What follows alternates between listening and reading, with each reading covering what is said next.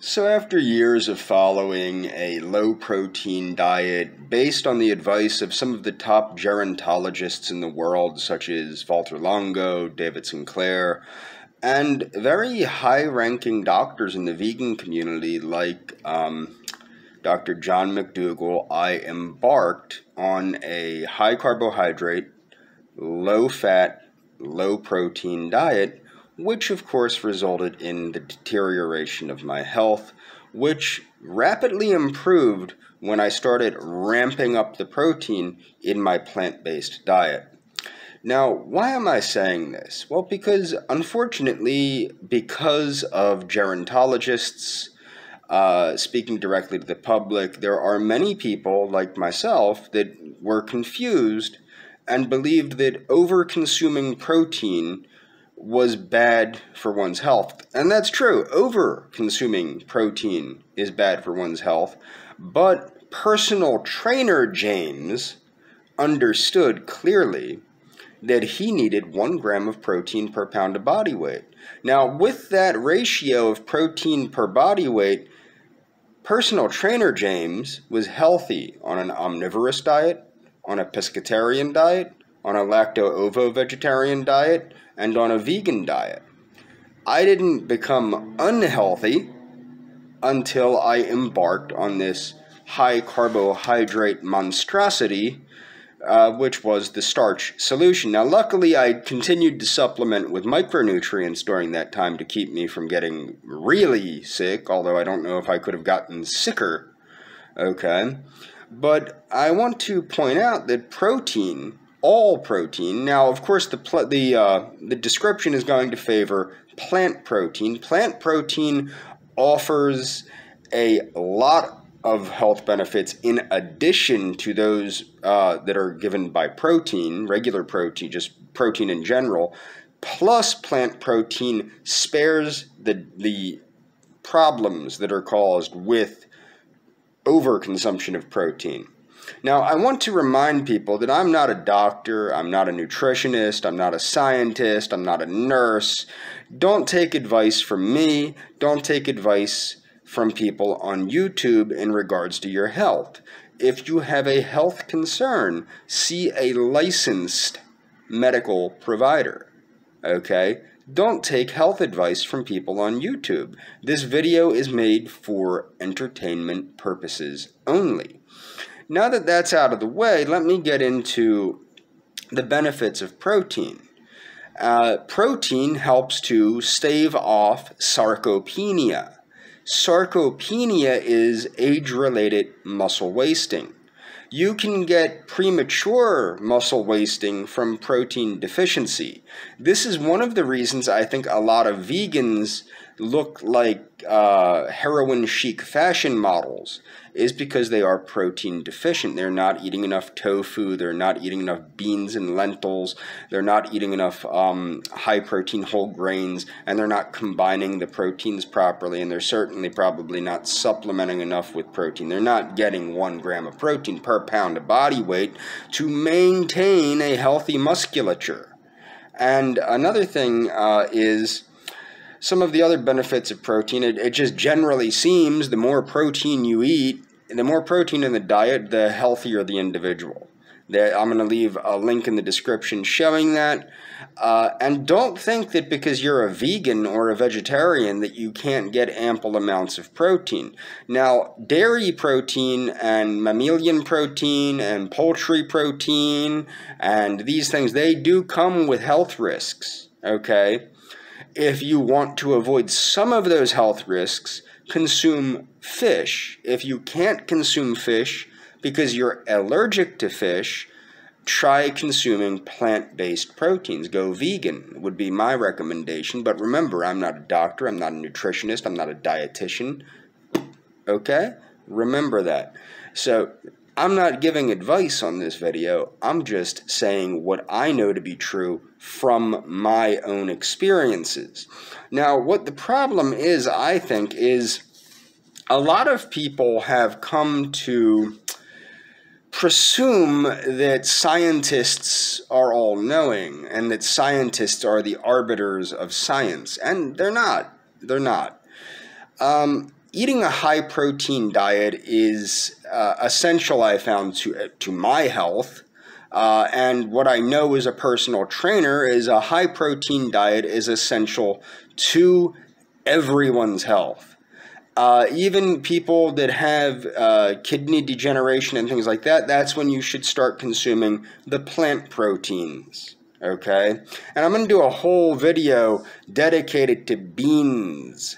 And I'm going to start talking about the benefits of plant protein when I talk about beans. And I'm not going to be talking about seitan, okay, the wheat protein. I'm not going to be talking about that because I don't think that's something that should be consumed in large quantities. But I'm going to get into this. Now, how do you fit protein into your diet? Well, if you're a vegan, eat more lentils and beans and take into consideration that these are balanced because the predominant, basically the carbohydrates are half fiber, meaning there are half of the carbohydrates are not going to stimulate insulin stimulation, and you have roughly 1.5 grams per gram of protein. So for every gram of protein, you have about 1.5 grams of insulin stimulating carbohydrate, which is more or less a great balance. Now, you might be saying, how do you get your methionine? How do you get your methionine? If you're eating 1 gram of protein per pound of body weight of beans, if you look at the methionine in the beans, you should be getting enough methionine. But if you're still concerned, don't stop eating things like oats. 1 cup of oats contains enough methionine for the whole day. And as noted in my videos on glycine, methionine restriction does aid in longevity, in life extension. And the reason why is because it's not ramping up the mTOR, okay? But you don't want to completely get rid of mTOR or you'll become an emaciated little dweeb. And you'll prematurely age, and you'll get sarcopenia early, and you'll lose your mobility, and you could possibly die from that because it's not having enough mTOR activity is not good. Now, how do you control your mTOR activity without overstimulating it? In order to overstimulate protein synthesis, bodybuilders eat 5 to 7 times a day or more of protein-rich foods. A normal person should eat 3 times a day. There's nothing fancy about this. This is what cracks me up with people like Ori Hofmeckler, the warrior diet guy, or Walter Longo, the longevity diet guy, is they'll be like, you need, both of them have crazy accents because the one's Israeli and the other one's Italian. But what you need to do, they're talking about autophagy, or autophagy, as people like to say. But I call it autophagy because I'm not a limp-wristed dude from the old world. Now, what am I saying here? So you need a 12-hour window of not eating. That's perfectly doable. And you can still enjoy 3 meals. Okay? You can't enjoy 5 or 6 meals, but remember, you don't want to overstimulate your mTOR, and because that's going to cause premature aging, but you do want to stimulate it. And a high protein meal stimulates the mTOR response, as does eating a higher protein meal in response to strength training. And it's been shown that pea protein is as effective as whey protein in adding muscle in response to strength training. Keep that in mind. So it doesn't have to be meat, it doesn't have to be fish, it doesn't have to be chicken, it doesn't have to be any of these things. You do want a complete amino acid profile. Now, I also take branched chain amino acids. I started taking them with my meals. Why do I take branched chain amino acids? To help stimulate the mTOR pathway. And there's a dude, Patrick Quillen, and I'm going to do a review of his book, Beating Cancer with Nutrition. Now, Patrick Quillen, what he pointed out is a lot of people are horrified of mTOR being overstimulated. Well, the facts are the facts. When you're doing research, you're stimulating the mTOR, but you're not stimulating the other mechanisms like AMPK and things that help mediate mTOR. So Patrick Quellen, in his book, Beating Cancer with Nutrition, which is a plant-centered omnivorous diet to beat cancer with nutrition, recommends 1 gram of protein per pound of body weight per cancer patient. Okay? Now that is exactly what's recommended to bodybuilders, and that's exactly what science says people need to be taking in to avoid sarcopenia. Okay? And that's perfectly doable on a 100% plant-based diet. What I would recommend is, of course, that 12 to 16 hour window. And again, I'm not a doctor, not a scientist, not a nurse, nothing like that. So this is not advice. This is for entertainment purposes only. But what I do is I get a 12 to 16 hour window, usually more of a 16-hour window, sometimes even longer, which is not the greatest, but sometimes I get an even longer window between my last meal of the day and my first meal of the day, which is actually kind of interesting. What I do, because I'm up until 5 a.m. usually, and then I sleep until like 11 or 12. My last meal of the day is actually my first meal of the day. At about midnight, I take my breakfast at about midnight. And then the next day, well, actually it's not the next day, it's the same day because it's 12 midnight.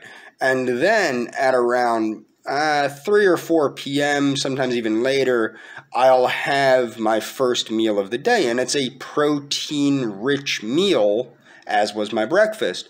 But you have to remember, I'm giving myself that time in between to allow my body to calm down, chill out, you know what I mean? So that's the whole thing, is you're not trying to overstimulate. That's the thing, is like these people, they're like, how many meals a day should you eat?